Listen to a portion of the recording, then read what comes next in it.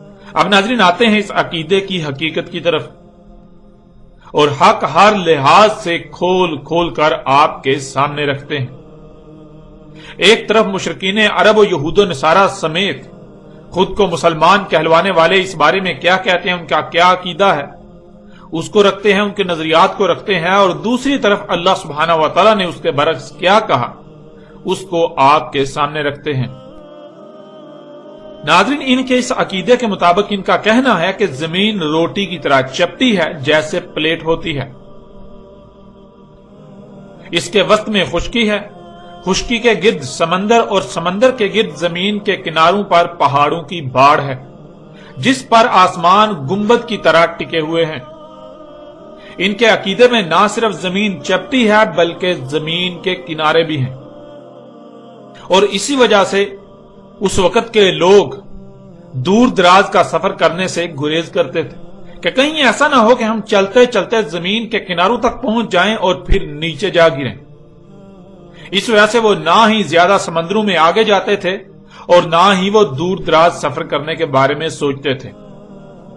अब नाज़रीन देखें कुरान इस हवाले से क्या कहता है। क्या कुरान इस बात की तस्दीक व तायीद करता है कि जमीन चपटी है, जमीन के किनारे हैं, या फिर कुरान इसके बरक्स कुछ और कहता है। सूरह हिजर की आयत नंबर 19 और सूरह काफ की आयत नंबर 7 में अल्लाह सुब्हानहू व तआला ने कहा, वल अर्द मददनाहा, मदद कहते हैं जिसका कोई किनारा ना हो, जिसका कोई कोना ना हो, जिसमें हर लिहाज से तसलसल हो। यानी कि आप चल रहे हैं तो ऐसा नहीं कि किनारा आ जाए, कोई कोना आ जाए, या आपको आगे से दाएं बाएं होना पड़े, ऐसा बिल्कुल नहीं है। जमीन को हमने मदद किया कि जमीन का कोई कोना नहीं है, जमीन का कोई किनारा नहीं है, जमीन में हर लिहाज से तसलसल है। तो नाज़रीन इस आयत में अल्लाह सुब्हानहू व तआला ने कहा हमने जमीन को मदद किया, यानी हमने जमीन को ऐसा खलक किया कि इसका कोई किनारा नहीं, इसका कोई कोना नहीं, जिधर भी रुख करके चला जाएगा तो इसका कोई कोना या किनारा नहीं आएगा, मुसलसल चलते ही रहोगे। जमीन की तमाम मखलूकात का आपस में ऐसा रब्त कायम है कि तसलसल कायम है, उनमें तसलसल है, यानी जमीन की हर शय एक सर्कल का हिस्सा है और उस सर्कल में तसलसल है। अब नाज़रीन गौर करें, अल्लाह सुब्हानहू व तआला ने जमीन को ऐसा खलक किया कि इसका ना ही कोई कोना है और ना ही कोई किनारा। अगर आप सफर करते हैं तो ख्वाह जिधर भी रुख करके चलते जाएं, आपके सामने ना तो कोई कोना आएगा और ना ही कोई किनारा आएगा, ना ही कोई ऐसा मकाम आएगा कि आपको वहां से दाएं या बाएं जाना पड़े या फिर वापस मुड़ना पड़े कि उससे आगे अब आप नहीं जा सकते। यानी आप अगर किसी भी तरफ रुख करके सफर करेंगे तो अल्लाह सुब्हानहू व तआला ये कह रहे हैं कि जमीन का किसी किस्म का ना ही कोई कोना आएगा, ना ही कोई किनारा आएगा, जमीन का कोई इख्तिताम आएगा ही नहीं। तुम चलते जाओगे, चलते जाओगे, चलते जाओगे, चलते ही जाओगे। नाज़रीन आप गौर करें, वो कौन सी ऐसी शय है जिसका कोई किनारा नहीं होता, जिसका कोई कोना नहीं होता, जिस पर अगर चला जाए तो चलते ही रहेंगे, चलते ही रहेंगे। नाज़रीन जब आप गौर करें तो देखें, अगर कोई सीधी शय है तो जाहिर है उसका एक अव्वल है और उसका एक आखिर है,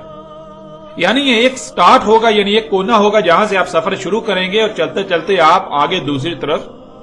कोने पर पहुंच जाएंगे, दूसरी तरफ आगे किनारा आ जाएगा। और आप गौर करें कि अगर किसी शय में कोई कोना किनारा नहीं आता, सिर्फ तसलसल ही आता है, आप चलते ही जाएं, चलते ही जाएं, यानी सीधा रुख करके चलते ही जाएं, चलते ही जाएं, चलते ही जाएं, तो वो एक दायरा सामने आएगा। यानी वो दायरा ही वाहिद ऐसी शय है कि जिस पर आप चलते जाएं तो कोई किनारा या कोना सामने नहीं आएगा। और जमीन पर जिधर भी रुख किया जाए तो हर तरफ ही दायरा सामने आएगा, जिसका मतलब बिल्कुल वाजे हो जाता है कि अल्लाह सुब्हानहू व तआला ने इस आयत में बिल्कुल वाजे अल्फाज में यह बात की कि जमीन गेंद की तरह गोल है, जमीन एक गोला है। तुम जिधर भी रुख करके चलोगे तो तुम्हें ना ही कोई किनारा मिलेगा, ना ही कोई कोना तुम्हारे सामने आएगा, तुम चलते ही जाओगे, चलते ही जाओगे, चलते ही जाओगे। अब नाज़रीन अगर तो जमीन चपटी है और फिर उस पर चला जाए, कोई उसका किनारा ना आए, चलते ही जाएं, चलते ही जाएं, चलते ही जाएं, लेकिन आप अपनी आंखों से देख रहे हैं اگر زمین چپٹی اور اس کا کوئی کنارہ نہ ہو تو پھر سورج کیوں طلوع ہوتا اور غروب ہوتا ہوا نظر آ رہا ہوتا ہے؟ کہ سورج زمین کے نیچے سے اوپر آ رہا نظر آ رہا ہوتا ہے اور پھر اوپر سے نیچے زمین کے یعنی زمین کے کناروں سے نیچے چھپتا ہوا نظر آ رہا ہوتا ہے، جس سے یہ بات بالکل واضح ہو جاتی ہے کہ زمین چپٹی نہیں ہے، بلکہ زمین پر جدھر بھی رخ کر کے چلا جائے گا تو دائرہ ہی سامنے آئے گا۔ یوں بالکل واضح ہو جاتا ہے کہ زمین گیند کی طرح گول ہے، زمین ایک گولا ہے۔ ناظرین، اسی حقیقت کو اللہ سبحانہ وتعالی نے قرآن میں ایک اور پہلو سے بھی بیان کر دیا۔ سورہ نوح کی آیت نمبر 19 میں اللہ سبحانہ وتعالی کا کہنا ہے وَاللَّهُ جَعَلَ لَكُمُ الْأَرْضَ بِسَاطًا، اور اللہ ہے کر دیا تمہارے لیے زمین کو بساط۔ ناظرین، اس آیت میں لفظ بساط انتہائی غیر معمولی لفظ ہے جو چونکا دینے والا ہے۔ بساط بسط سے ہے اور یہ لفظ انتہائی وسعت کا حامل ہے، جس کے معنی ہے ایسی شے جو ہو تو گیند کی طرح گول لیکن نظر آنے میں اور رہنے میں چپٹی ہو، یعنی اس میں خصوصیات چپٹی شے کسی ہوں۔ مثلا جیسے گیند کی طرح گول شے پر کوئی شے ٹھہر نہیں سکتی، وہ نیچے سرک جاتی ہے، نیچے سے اوپر آنے میں انتہائی قوت کا استعمال کرنا پڑتا ہے، اوپر سے نیچے جانے میں انسان خود بخود یا شے خود بخود سرکتی ہوئی نیچے گر جاتی ہے، اس کے اوپر ٹھہرتی نہیں، نیچے گر جاتی ہے۔ اس کے برعکس شے ہو تو گیند کی طرح گول لیکن اس میں خصوصیات چپٹی شے والی ہوں۔ آپ چل رہے ہوں تو نہ ہی ڈلوان کا احساس ہو اور نہ ہی چڑھائی کا احساس ہو،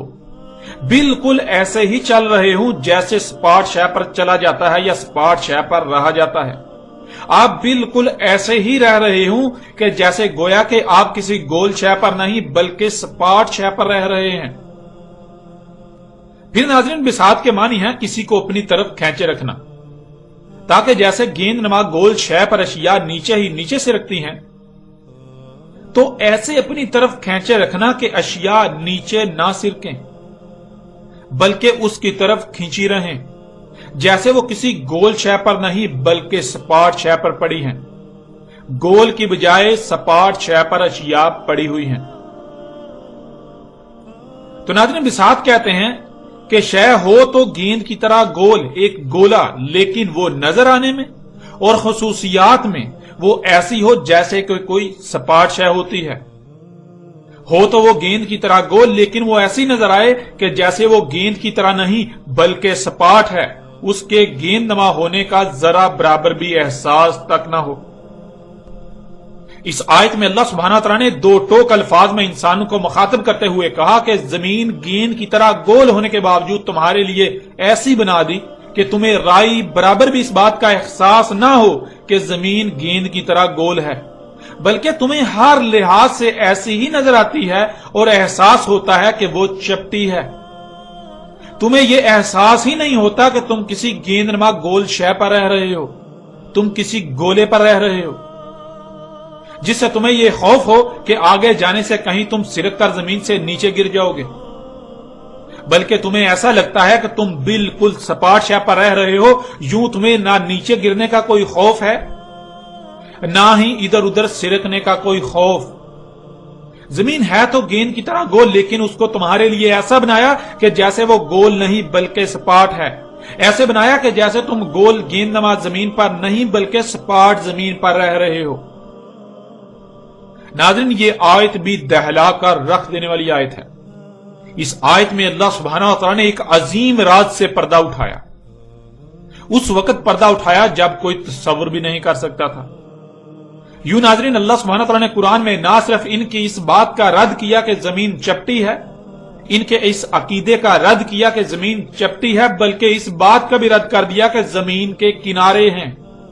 زمین کے کوئی کونے ہیں،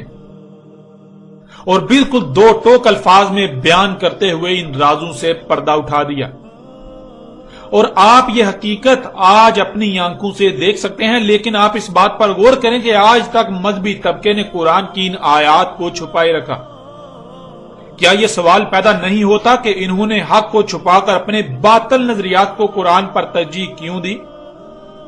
اور پھر آج تک یہی کرتے چلے آ رہے ہیں، آج بھی یہی کر رہے ہیں۔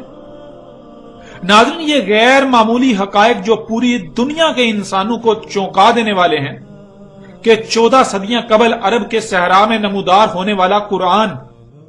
इस कुरान में उस वक्त ये गैर मामूली और दहला देने वाले हकायक कौन बयान कर सकता है? उस वक्त ना तो साइंसी तरक्की का कोई नामो निशान था और ना ही अरब तबका इल्म रखता था, बल्कि दुनिया में जहालत में सबसे बढ़कर अरब कौम थी।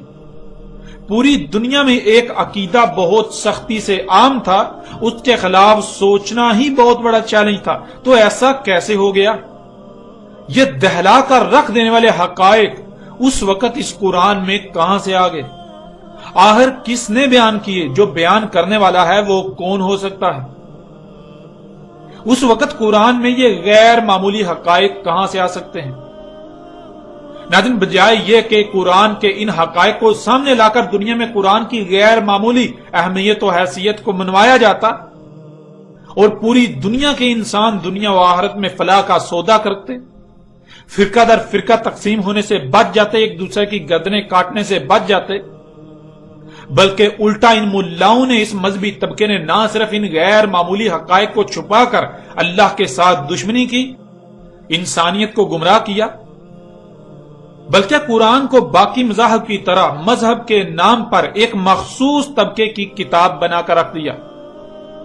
वो कुरान जो पूरी इंसानियत की रहनुमाई के लिए उतारा गया, उसे यरगमाल बना लिया गया और पूरी दुनिया के इंसान यही समझते हैं कि यह कुरान तो मुसलमान नामी दायरे में बंद लोगों की मजहबी किताब है, जिससे दूसरों का कोई लेना देना नहीं है।